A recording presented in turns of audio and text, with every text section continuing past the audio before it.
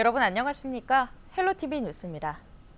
은평구 녹번동에 있는 서울혁신파크 부지 개발 사업이 뜨거운 감자로 부상한 가운데 은평구의회 임시회 재무건설위원회 업무 보고 자리에서 해당 사업에 대한 질문이 잇따랐습니다. 손성희 기자입니다. 은평구가 서울혁신파크 부지 및 불광역 일대 발전 방안 수립 용역에 착수했습니다. 서울시가 추진 중인 혁신파크 부지 복합개발 사업에 지역 발전을 위한 사업 방안을 제안하겠다는 취지입니다. 은평구의회 재무건설위원회는 해당 용역의 실효성에 의문을 제기했습니다. 서울시의 지구단위 계획 용역이 끝난 뒤에 결과가 나오는 것이 문제라는 겁니다. 서울시는 내년 상반기 내 완료를 목표로 혁신파크 부지 서부권 랜드마크 조성 지구단위 계획 재정비와 사업화 방안 용역을 진행 중입니다. 지금 서울시는 최소한 저희보다 지금 8개월 먼저 연구 용역이 끝나요. 그럼 언제 이거 요구하실 거예요? 우리는 연구 용역만 하고 있다가 끝나실 거예요? 이에 대해 은평구는 서울시가 해당 사업에 대한 세부 개발 계획을 수립하는 단계에서 구의 의견을 제안할 계획이어서 문제 없다는 입장입니다. 혁신파크 부지 개발 사업이 지역 발전의 동력이 될 것으로 판단하고 있습니다. 2023년 말에 이제 혁신파크 개발 계획을 서울시에서 발표를 했는데 이게 사업성 문제라든가 있다 보니까 지금 현재 그 사업을 전체적으로 이제 재검토하고 있는 상황이고요. 사업화 방안을 만들고 있습니다.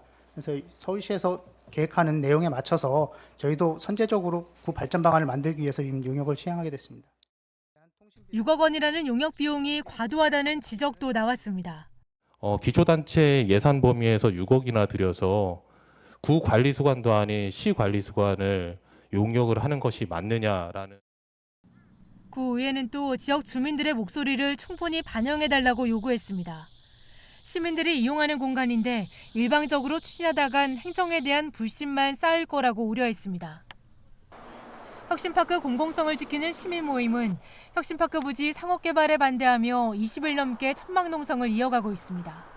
지금 그 앞에서 혁신파크를 지키는 시민 모임 분들 집회하고 계시는 건 알고 계신가요? 진짜 옆에 계시는 주민들, 실제적으로 거기를 이용하실 주민들의 의견도 충분히 반영을 해야 된다고 저는 생각을 하거든요. 정책 토론이라든지 이런 걸 통해서 의견을 수렴하도록 하겠습니다. 한편 오는 25일 혁신파크 부지 개발 관련 기업 설명회가 열릴 예정인 가운데 일부 시민들이 서울시가 기업 설명회라는 이름으로 공유지 민간 매각을 시도하고 있다며 반발하고 있어 적지 않은 진통이 예상됩니다. 헬로티비 뉴스 손상입니다. 공사비 인상 때문에 재개발이나 재건축 사업이 도중에 중단되는 경우가 늘고 있습니다. 사업이 지체될수록 사업성이 악화돼 조합 주민들의 부담은 눈덩이처럼 커질 수밖에 없는데요. 최근 수도권을 중심으로 집값이 오르면서 시공사들과 조합이 다시 기대를 갖는 분위기입니다. 이관성 기자가 보도합니다. 이곳은 이 재개발 사업을 진행하고 있는 인천 부평의 북의 4구역입니다. 이 사업지는 과거 도급계약 이후 공사비가 오르고 사업성이 악화되면서 최근 이 건설사와 조합이 계약을 해지하기에 이르렀습니다. 북의 4구역은 지난 2010년 도급계약 당시 공사비가 3.3제곱미터당 약 370만 원이었다가 2020년 약 440만 원으로 오른 바 있습니다.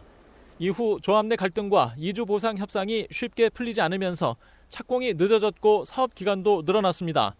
엎친 데 덮친 격으로 최근 몇 년 사이 원자재와 인건비 등 공사비가 크게 올랐고 부동산 경기까지 하락하면서 사업성은 크게 악화됐습니다. 조합 주민들은 크게 오른 공사비를 감당할 수 없었고 결국 착공 전 시공사와 계약을 해지했습니다. 시공사까지 사업을 포기하는 일이 생기자 지역사회에서는 재개발 사업이 좌초될까 우려하는 시선들이 늘었습니다. 주변 재개발 사업들도 상황이 크게 다르지 않기 때문입니다. 하지만 최근 몇 달 사이 서울 집값이 크게 오르고 부동산 가격 상승이 수도권까지 확산되자 시공사들이 재개발 사업에 다시 관심을 갖기 시작했습니다. 분양가를 올려 사업성을 확보할 수 있다는 판단에서입니다. 철거와 착공을 더 이상 미룰 수 없는 북의 4구역은 최근 다시 시공사를 모집하는 공고를 냈고 2개의 시공사가 참여 의사를 보이고 있는 상황입니다. 최근에 부동산 시장이 우상향함으로 인해서 일부 건설사들이나 조합 입장에서 합리적인 건축비에 의한 그 계약이 일부 이루어지고 있는 것으로 분석이 되고 있습니다. 재건축 분담금 문제로 기존 시공사와 계약을 해지했던 서울 노원구의 상계주공 5단지도 시공사를 다시 선정할 계획입니다. 상계주공 5단지는 지난해 1월 시공사를 선정했다가 조합원들이 5억에서 6억 원이 넘는 추가 분담금을 내야 하는 상황이 되자 시공사와의 갈등 끝에 계약을 해지한 바 있습니다. 무산 위기에 처했던 재건축, 재개발 사업지들, 집값 상승으로 이해 당사자들의 기대가 다시 커지는 모습입니다. 헬로우TV 뉴스 이관서입니다. 서울시가 자녀를 키우는 소상공인을 위해 월 최대 60만 원의 아이돌봄 서비스를 지원합니다. 이용 대상은 서울시에서 1년 이상 영업을 하는 소상공인으로 3개월에서 만 12세 이하 아동을 양육하는 가구인데요. 이용 서비스는 등하원 동행과 준비된 식사 챙기기, 재우기와 위생관리 실내놀이 등입니다. 시간당 돌봄비는 15,000원이며 자부담 5,000원을 제외한 나머지 10,000원을 서울시가 지원합니다. 지원 규모는 자녀 1인당 월 최대 60만 원씩 6개월간 360만 원이며 두 자녀의 경우 월 최대 90만 원씩 6개월간 540만 원입니다. 은평구 어린이 동요대회가 오는 11월 2일 은평문화예술회관에서 열립니다. 대회는 예선과 본선으로 진행되는데요. 학년별 동영상 심사를 거쳐 46팀이 본선에 진출합니다. 은평구 초등학생이면 누구나 참여할 수 있으며 참가 신청은 다음 달 4일까지 신청서와 동요 1절을 노래한 영상을 이메일로 제출하면 됩니다.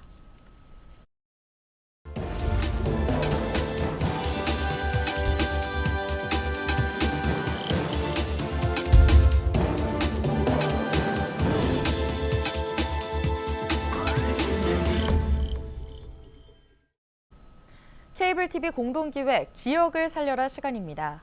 오늘은 최근 수원의 핫플레이스로 떠오른 행리단길로 가보겠습니다. 행리단길은 본래 세계문화유산인 수원 화성 등으로 인해 개발이 제한되고 침체된 원도심 지역이었는데요. 이젠 단점을 강점으로 바꾸고 관광 명소가 된 도시 재생의 성공 사례로 평가받고 있습니다. 하루 수만 명이 찾는 행리단길의 성공 요인은 무엇일까요? SK 브로드밴드 이재호 기자의 보도입니다. 수원의 자랑이자 수원을 대표하는 문화재인 사적 제478호 화성 행궁. 지난 1997년 역사적 가치를 인정받아 유네스코 세계문화유산으로 등재된 수원 화성 복원사업의 핵심입니다. 하지만 인근에 사는 주민들에겐 행궁의 존재가 마냥 달갑지만은 않았습니다. 문화재를 보호하기 위해 행궁 주변은 엄격한 건물 높이 규제를 받았고 일체의 개발도 할 수 없었기 때문입니다. 수원시는 낙후돼가는 행궁 주변 마을을 살리기 위해 도시재생을 선택했습니다. 문화재와 연계한 걷기 좋은 마을을 만든다는 목표로 도로를 보행자 중심으로 개선했고 곳곳에 녹지와 공원 등을 조성해 쾌적한 환경을 만들었습니다. 특히 2013년부터 진행한 차 없는 거리 행사는 마을로 사람들을 모으는 결정적인 역할을 했습니다. 수원시가 할 수 있는 다양한 사업들을 패키지로 묶어서 한 번에 공간 정비를 하고 그리고 시민들이 이제 한 달 동안 차 없는 거리를 하면서 그런 것들을 느끼고 이렇게 변화할 수 있구나 느끼게 되면서 기존에 있었던 분들이 좀 더 매력적인 공간으로 이제 바꿔가는 노력들이 함께 이루어졌던 사례거든요. 마을로 사람들이 모이자 행궁 주변엔 카페와 식당이 들어서기 시작했습니다. 가게들은 오래된 기존의 건물을 리모델링해 개성 있는 거리를 만들었고 예쁘다는 소문이 나면서 더 많은 방문객들이 모여들었습니다. 행궁 주변을 더 유명하게 만든 건 드라마 촬영이었습니다.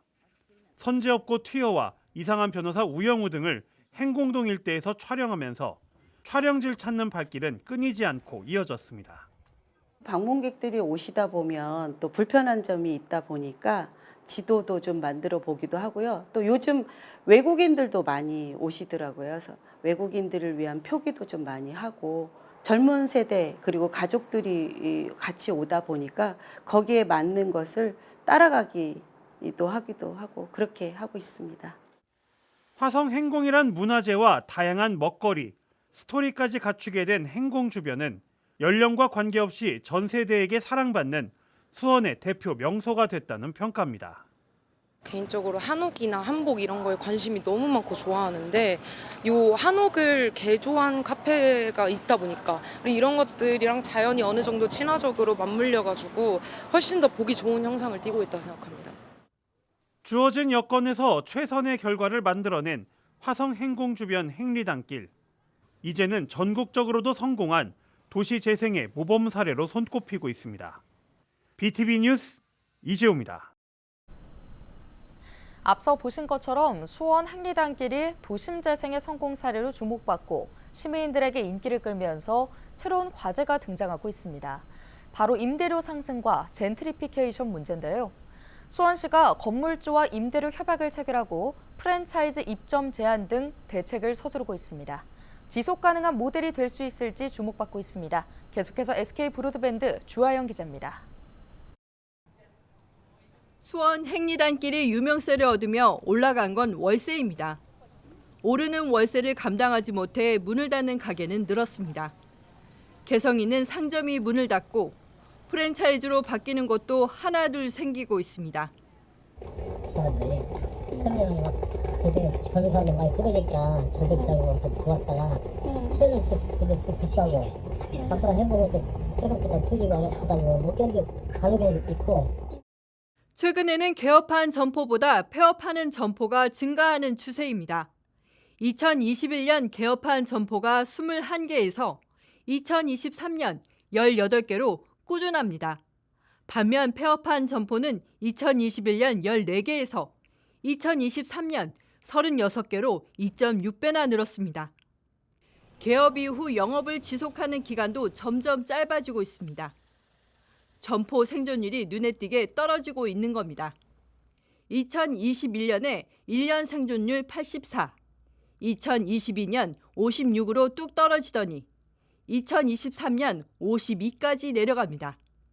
3년 생존율도 별반 다르지 않습니다. 2023년에 3년 생존율은 2021년에 절반 이하로 떨어집니다. 점포가 5년까지 생존하는 경우는 36%에 지나지 않습니다. 이에 수원시는 강력한 소상공인 보호 대책에 나섰습니다. 행리단길 상권을 지역 상생 구역으로 지정 추진하고 월세가 과도하게 상승하지 않도록 임대인, 상인들과 상생 협약을 체결했습니다. 행리단길 특색을 지키기 위해 대형 프랜차이즈의 입점도 제한하고 있습니다. 지역 상생 구역을 지정해서 과대한 임대료 상승을 막겠습니다. 지역 상권 구성원 모두가 잘 살 수 있도록 특단의 대책을 마련하고 이행하기 위해서 지역 상권 보호도시 수원을 선포했습니다. 동네가 뜨니 임대료는 폭등하고 원래 살던 사람들은 사라지는 상권 활성화의 딜레마. 수원시가 30여 년 동안 공들여 추진해온 화성 성역화 사업에도 새로운 과제로 등장하고 있습니다. BTV 뉴스 주하영입니다.